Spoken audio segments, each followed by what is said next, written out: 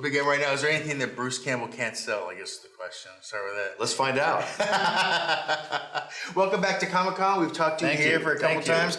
I think the last time I talked to you here might have been Ash versus Evil Dead as well. Probably. Makes sense. How are you doing? I like to ask people that because no one asks how you're doing. They're just like, this is where you need to be, Bruce. I'm doing fabulously well. I feel like I'm the salmon returning to spawn here at Comic-Con. You need a yacht to go along with this. It's important to come back to where, look, this is the mother of all conventions. You got to do Comic-Con. Right.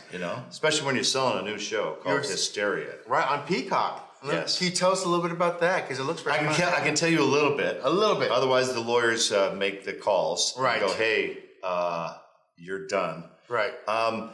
It's horror, but it's the kind of horror that I like. There's a lot of psychological shit going on. Yeah. It's a small town in Michigan. Right. In the late 80s, which is weird enough right at the beginning. All the cars are boxy. They're all these, like I did a training film for the K car in the late 80s, and it looked just like that. So it was weird. It's a strange time period. You got ashtrays on all the tables, and everyone writes with pens, and there's phones with dials, and it's very cool. But what caught me is how they treat the material. Because horror can be horror, but the way they're approaching this is small town, weird, satanic shit is happening. Right. And that doesn't happen in this town. That has never happened. They might get a stranger in town randomly. Right. They don't really have murders. They have drunk guys getting in fights. You know what I mean? Small town stuff. So I like the concept of throwing really weird shit at a small town. It's not a big town. You call them the cops, the SWAT guys. Right. Boom, boom, get the firepower. Right. These guys have nothing. Right. And this is 1988. Right. There's no cell phones. There's no pagers.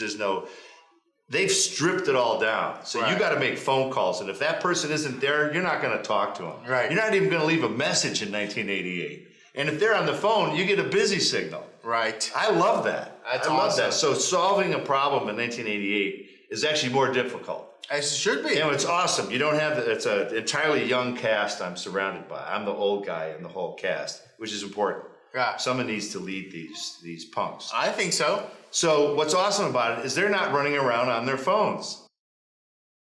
I mean, they are behind the scenes, but there's none of this crap. Right. Which really annoys me now in movies. And then they have to put it up on the screen. Right. Hey, Ken, LOL. Yeah, why do I have to read the phone in this? I can't read the phone in my hand. Well, I got to read it in the actual screen, too. Yes. So there's a great advantage, I think, is to, putting it in a small town, because they are disadvantaged to begin with. They're not loaded for bear. Right. The guy's got 4 guns in his locker. Right. You know what I mean? And it's also horror that's hard to solve, because is somebody lying? Right. Did you imagine it? Because there's shit that's happening to my character where, is it real or is it not real? And if it's not real, then I'm going crazy. And if it is real, that's even worse news. Right. That means the town is invaded by satanic shit. And this guy's a regular cop. That's what I like too. None of this special forces shit. Right. He's not Super Pope. He's not any of that. Right. He's just a dude, which I love. Yeah. Well, it's a fresh approach. Shockingly fresh. No, and that's what we look forward to. We want new stories and fun ways to kind of connect the dots there. And when you talk about those towns that are off, like we drove here, and you could look off that town and you see like a little subdivision. You're like, Fright Night. Like this one here. That's absolutely.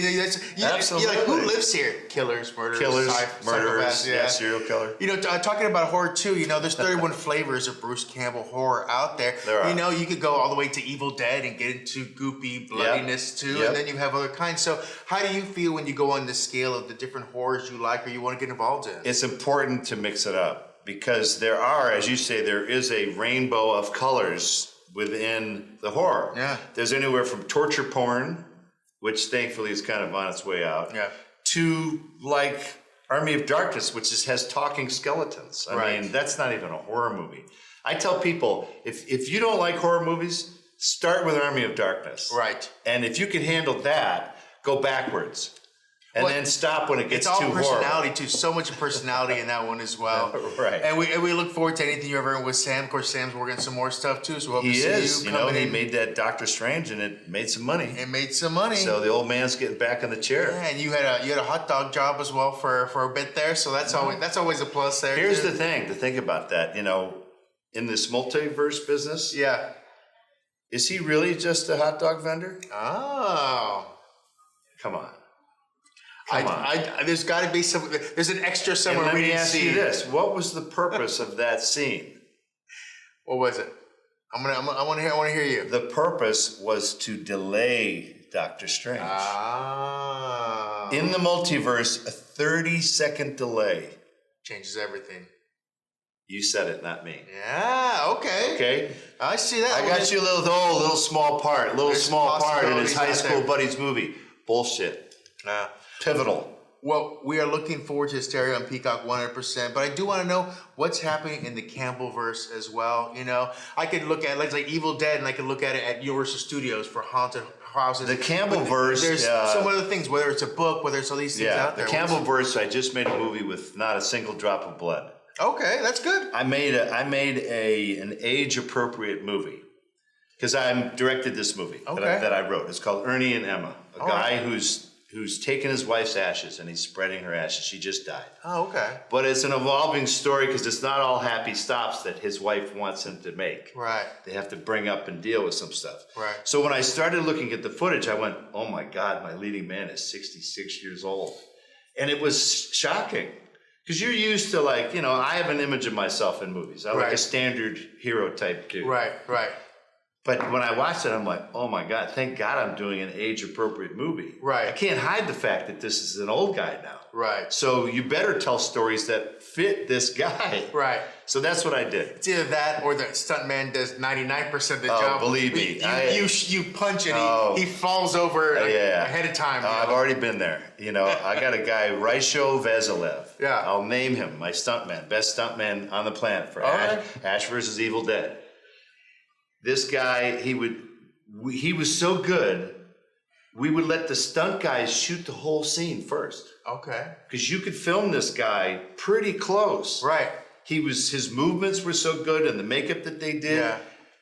So we'd have them shoot the stunt sequence first, and then I would come in and insert myself in their sequence. Right. I go, you need a close-up right here, getting punched in the face. Right. Okay, good. Boom. Oh, cut. Okay. Over here, he should be thrown down on the table and then pulled back out. Okay, good. Let's shoot that. So, yeah, I've done that. Where you rely on the stunt guy for everything, and why not? No, why not? Let the guy make some dough. He's got kids. He's got kids, but also, it looks good too. It looks good, and honestly, if your actor breaks their neck, everybody loses. Right. So I've done stuff where I wanted to do certain things, and they said you can do them, but you're not covered for insurance. Right. And if you get hurt, you shut the production down. And then where are you? Yeah. Was there ever any role where you actually really hurt yourself, whether it was Army of Darkness, Burn Notice, anything like that? Never enough to stop filming. Okay. I cut myself in Army of Darkness. I flipped a stuntman down the stairs, and my breastplate from my armor went into my chin and started bleeding all over my breastplate. So I went into the hospital to get it stitched up. I had my Ash costume on, and I had all the other cuts on my face. And literally the guy looks at me and goes, which one is it? I was like, you can't tell, can you, Doc? I'm going to go tell our people they did a good job. Good job. So he literally stitched me up. Yeah. And I went back to work, and it's like if it was a soap opera, you'd be screwed because now I have this gash on my face. Yeah. It's Ash. Yeah. You can't tell. It's one other extra cut. stuff on top of it. No, you didn't even know. Yeah, just put crap on top. You keep shooting. So tell me, when you step behind the camera, you become a little bit different person because everyone's got a different style, even any kind of actors. I hear stories of everyone from, Eastwood to different people who started in front and went behind. So what pieces did you take, and what kind of director did you like to be? I love efficiency. Yeah. Oh, we were out of there probably 4 o'clock every day. Shooting the full range of shots, full range of everything. I like to move really fast, and you catch it, you get it. Right. You catch lightning in a bottle. You fight with the army you got. You don't try and fix it up later. Right. You get it. You do it. And so we had a deal with everybody that we had them for 12 hours. Right. I think we went 10 hours once. Right. Because filmmakers love to brag about 18-hour days. Right. I'm like, hey, buddy, you don't know what you're doing. Right. I mean, that's what it means to me. No, I love it. I mean, so because I worked in New Zealand a lot, the Hercules and Xena days. Yeah. That was mid-90s. Those crews, the way they worked in New Zealand, you had to ask for overtime. And they would go, nah, we're good. They wanted to go home. Right. So you, as a director, you were very disciplined because you knew the end of your day was coming. Right. And you had to be done. So you better pace your day out. So that's what I learned, discipline. You can have it. You can have it in the arts. Yeah. Well, and especially if you know what you're doing and you plan it out too. Clint Eastwood, same way. He was done at 3 o'clock every day because he wanted to go golfing. Right.